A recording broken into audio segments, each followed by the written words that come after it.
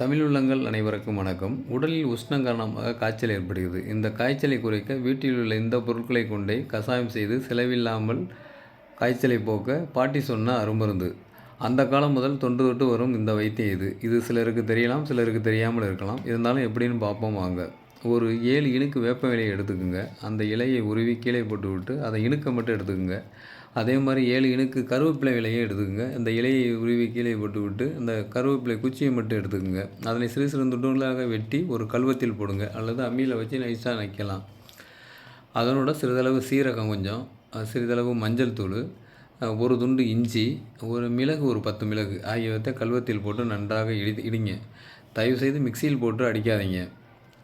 இல்லாது அம்மியில் போட்டு நச்சுக்கலாம்.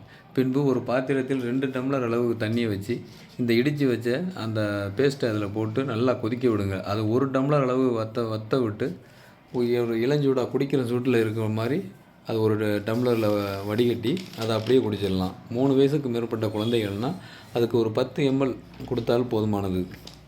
இதை சாப்பிட்டால் எப்படியாப்பட்ட காய்ச்சலும் 2 நாளில் சரியாகிடும். நாங்கள் அனுபவபூர்வமாக இதை நல்லா உணர்ந்திருக்கிறோம். நீங்களும் இதை பயன்படுத்தி பாருங்கள். மேலும் உடல் வலி, சோர்வு, வாய் கசகசப்பு, ருசியின்மை அனைத்தும் உடம்பை விட்டு உடனே பறந்து ஓடிவிடும். பயன்படுங்கள். நன்றி, வணக்கம்.